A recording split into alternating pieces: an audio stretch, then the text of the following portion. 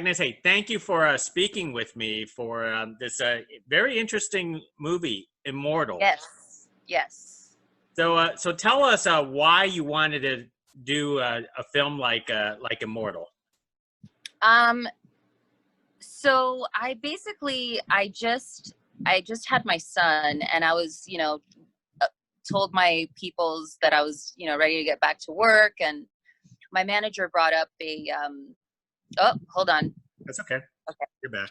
Yeah, so my manager brought up the script, and he said that the people involved, I'm gonna hook up to the charger because I think my phone's gonna die. God, it's just okay. Here we go.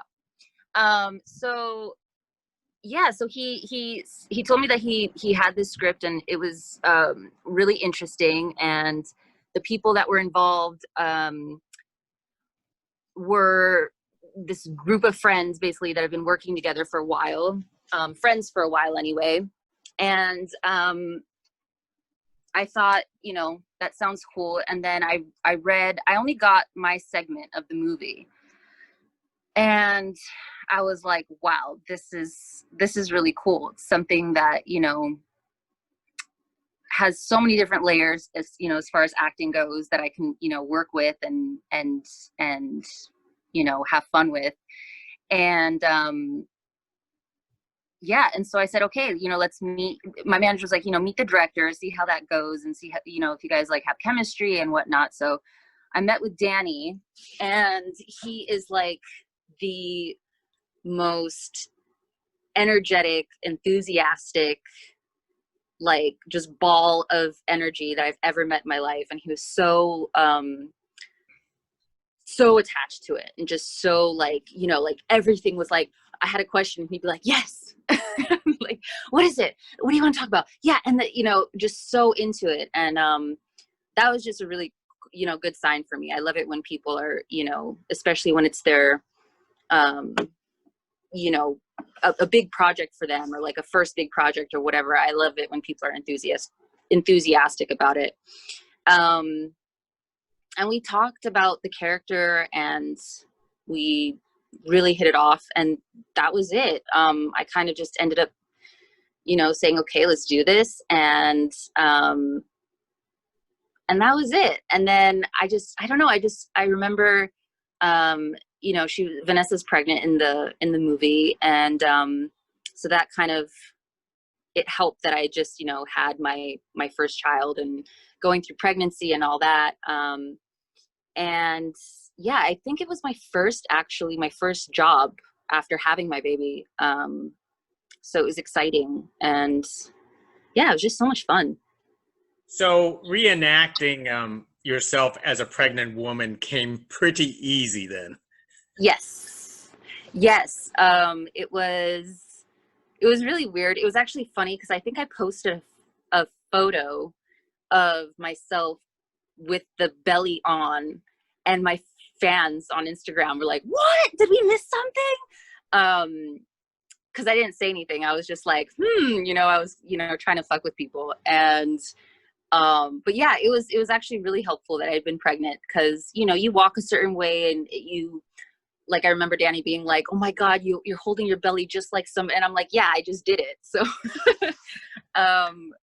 so yeah, it was definitely helpful. And also just emotionally, like what you feel like when you're pregnant, and then that like layered on top of like Vanessa and her kind of big crazy twist, I think just made it that much more, evil. Mm-hmm. I do have to admit, you playing Vanessa with that crazy twist, I was amazed how you turned that on and off like so so easily.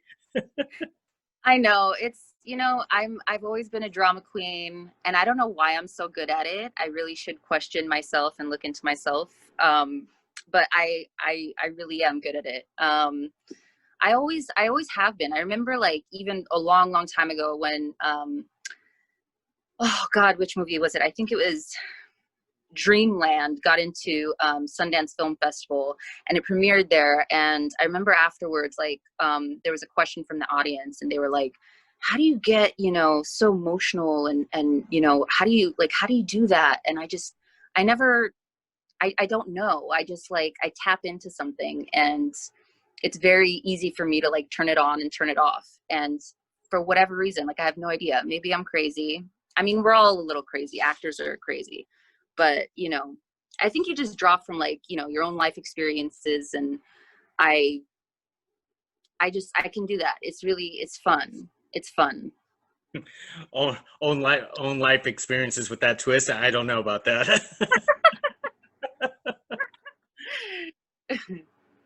Hey, so tell me about wearing that fake belly. How is that similar and very different from being actually pregnant? Oh God. I think, you know, it's weird. It was like, it had weight to it, but it definitely wasn't as like physically kind of hard as actually being pregnant, that's for sure. Um but it added, you know, it adds so much, you know, to like the way you, like I said, the way you move around. Like I remember when I did Anna Nicole, um I'd never like had like fake eyelashes put on, because I've always played like really natural kind of, you know, just normal girls, not like, you know, I've never done like kind of fancy stuff. And even in my own life, I've never done like, not, you know, the fake eyelashes and stuff. And I remember like after putting the fake eyelashes and the fake boobs on and the dress and the 6-inch heels and all that crap, just the way you like move is so different. It like, you automatically have to kind of like adjust so much, you know, in your performance and everything, because it's like all of a sudden it's, you know, and it was really uncomfortable. Like I remember having those big boobs on, and I was like, fuck, like I would hate to have boobs this big, because it's like so irritating. Like just everything you do, it's like they're in the way and they're heavy. And so that's what it was like with the belly. It puts you in a different kind of like space to kind of, you know, be able to move around. And you know, it's always there, and it's in the way, and the way you sit down and everything is just, everything is affected. So it definitely was like its own, you know, character as far as when we were filming. Yeah, it's just really, it's just really uncomfortable, to be honest. Well, I watched the film, especially your segment, and I thought it was funny, is because as a single guy without a family, I always imagined pregnant women walking around dressed down, and you have this really nice dress, and you're wearing Uggs, Yeah. you know, around the house, and I was like going, is that even close to real life? I wasn't even sure. You know what, that dress, it's so funny. I think Danny, when we met for coffee, I remember he like showed me this dress that, because obviously our budget was like zero, and so he showed me this dress he found on Amazon for like 25 bucks or something, and he was like, I'm gonna get this, I think it's good. It was more like flowery or whatever, but it was like a pregnancy dress, so it has like the kind of scrunchy thing on the side, which allows you to have the belly, but then it like hugs you in other places and whatever. And um yeah, it was, I think it's, you know, we chose the dress that I have in the movie because it kind of accentuated, you know, the pregnancy even more. Like it, you know, you can see the belly even more, and you know, it's kind of, I don't know, it just made it like, I think, more sad and more, you know, fucked up, like wearing the dress and stuff. And I think Vanessa is definitely more of a, you know, girly girl than I am. I mean, when I was pregnant, I was in like sweats and, you know, like I was just, it was not like, it was not a fun, beautiful moment for me. That's how I imagined it. Yeah. So how did Danny approach you know, a segment like this? Did he approach it like it's a short film rather than a feature film? I mean, or you looked at it as a short film too, right? Is that how you looked at it? Um, it was, no, I mean, I've never done a short film before. Um, so I don't really know, like, I mean, uh, we definitely had, you know, like we tried to have at least, you know, time for like rehearsals. And um, I think me and Brett tried to get together beforehand, but we couldn't, because he was like, I'm pretty sure he has kids too. This was like a while ago now, and I've had another kid since then, so my brain is completely gone. But he had kids and I had like my son, so we were like trying to figure out like a time to get together beforehand, but it was like we had such little time, like a week or something. And we were like, you know, fuck it, we're just gonna like talk on set. And he was so prepared. Like he was so he had talked to Danny, I guess, a little whiles before I even got involved, because they got Brett first. And so they already like had met and talked about it and everything. So he was like ready to go. And yeah, it was really easy. Like, you know, us getting along, and we agreed pretty much on everything. Like we didn't really have any like disagreements that you might have of like, you know, where it's going or whatever. And Danny was really, really good about, you know, answering any questions. Like he was actually like, you don't have any more questions? You don't have any more questions? And I'm like, no, I think I'm good. I think I got her. Like if, you know, if I do something that, you know, you don't like, or if you want me to do something extra, like I'm always like that. I find when I'm working on something, like I just figure it out in my own head, and I'm not that like needy, I guess you would say, like, or, you know, wanting to, you know, keep a journal about the character or something like maybe some other, you know, actresses would do. But so yeah, it was pretty easy and like, you know, straightforward, I guess. Excellent. Well, there was only one other person that you got to interact with on the set, and that was Mario Van Peebles. Could you talk about, you know, when he being in the scene with him as he's the like the satellite guy? Yeah, so you know, I've heard I've always known his name. I've never seen anything he's done. I'm a very weird actress in that sense that like I remember like my mom always telling me, you know, if you're going to be an actress, you have to watch everything and know everybody. And I'm not that person. Like I just don't know people like that. But I have heard of his name, and you know, I've seen pictures of him and whatnot, but I've never met him and I've never known about him. But he was super cool. Definitely has like this swag about him that's like, you know, he just looks so cool. When he showed up, I was like, that's a cool guy. And he had, I guess, his assistant was like reading lines with him, which I thought was pretty cool. And he was super like friendly, super easy. He was wearing like, you know, like a uniform like from like DirecTV, so that was kind of funny because he was, you know, he doesn't seem like that type of guy at all. But he was great, and I think he was there for like half a day or a full day or something like that. But very easy, very like easy to get along with, and yeah, it was cool. He was cool. Yeah, I could never picture him as a satellite guy. All I remember him was like this. He was like this big action star back in the '90s. That's why.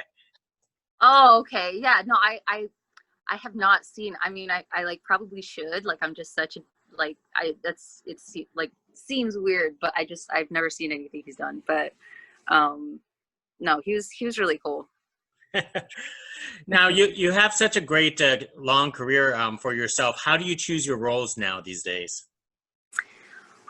um I I don't know. I think I've definitely tried to be a little bit more picky, I guess, with what, you know, I would like to do. But also I kind of know myself already, and I know what, you know, I can do easily. I know what would be challenging for me or whatever. And um there, you know, there hasn't been too much. I mean, obviously with everything going on, it's like crazy right now.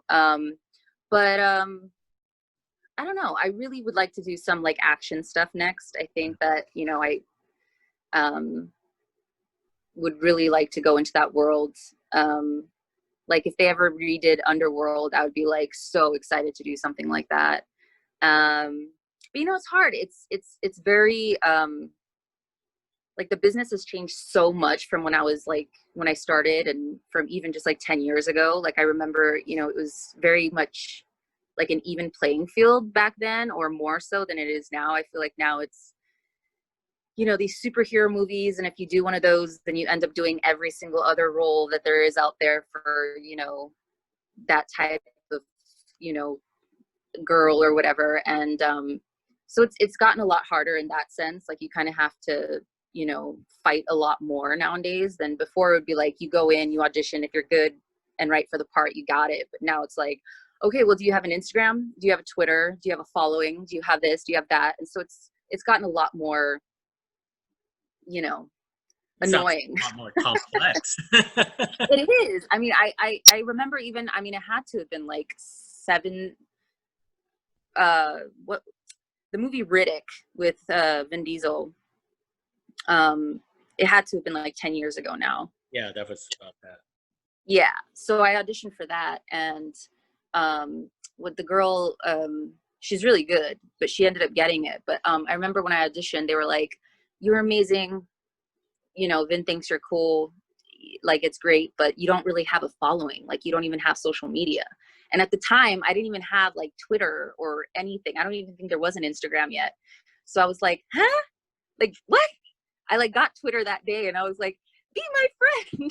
Like, you know, so it's a lot more complex, and it's a lot more, it's a lot different. So it's something that I'm still kind of adjusting to. And I also have a family now. And so like a lot of my focus is, you know, I have a 16-month-old and a 4-year-old. And so it's been a lot of, you know, mommy and baby time. But I definitely am going to get back into it. And when I do, you know, it's going to be good.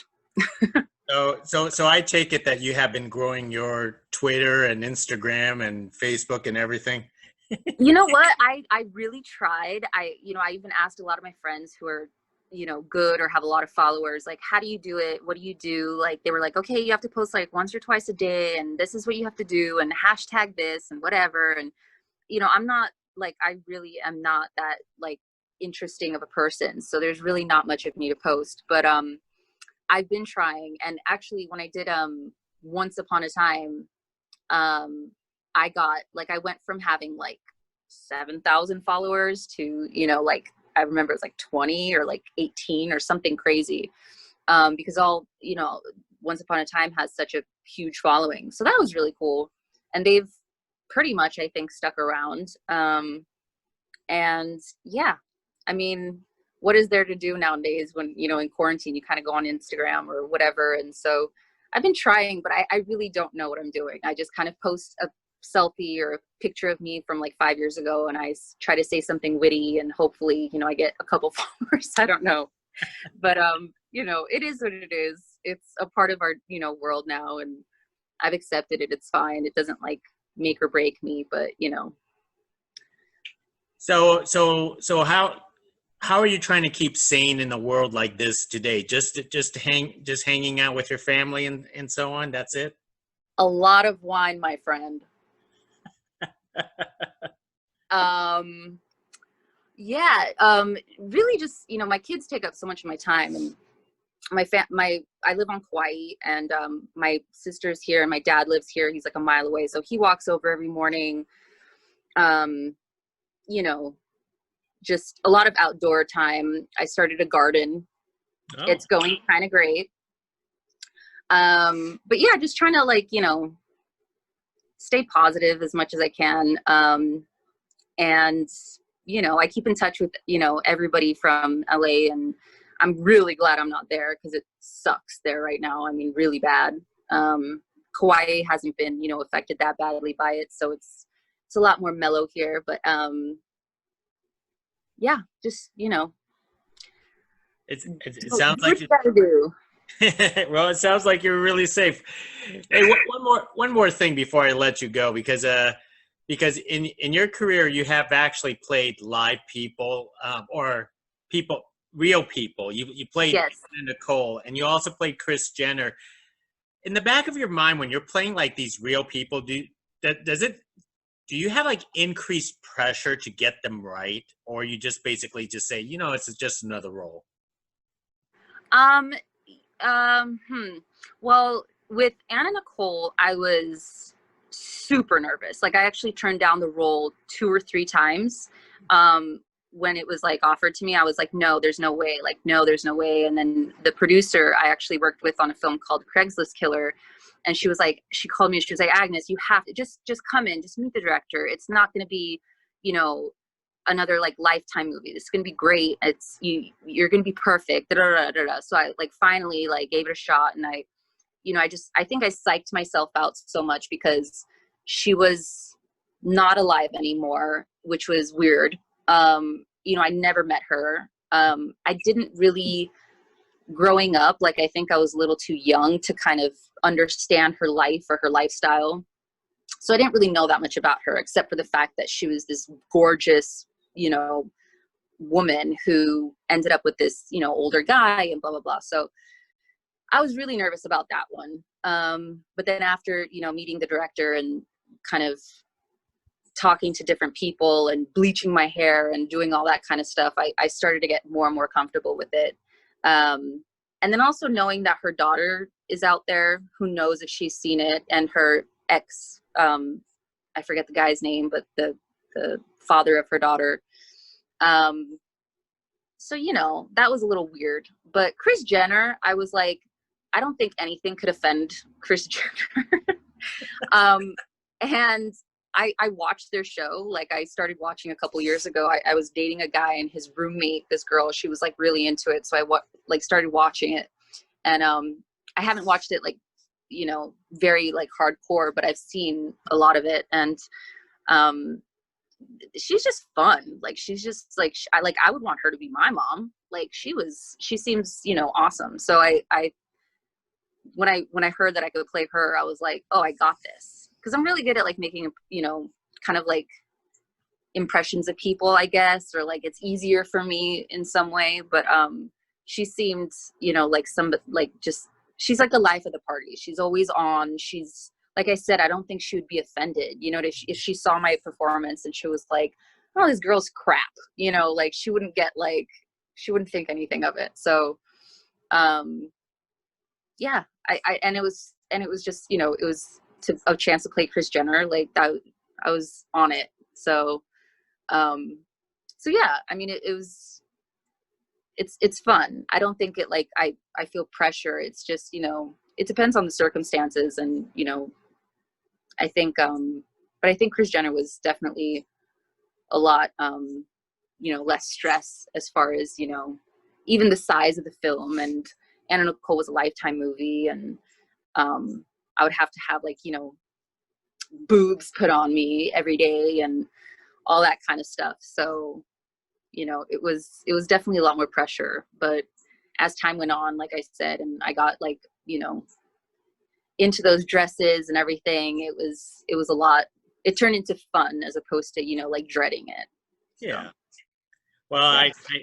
I do have to hand it. You do have a talent every time you step into a different pair of shoes in any role that you actually have. So you're doing great. Oh, thank you. Well, anyways, Agnes, hey, thank you very much for speaking with me. I'm glad I kind of took your Zoom virginity or whatever. You did. You did. You totally did. So now you know how this actually works, just in case there's another interviewer who wants to do Zoom with you. Yeah, and I have to figure out my laptop because I don't want to hold my phone the whole time. So next time, it's going to be great. Next time. Hey, thank you very much. All right. Thank you. Have a good weekend. Have fun in Hawaii. Bye. Bye.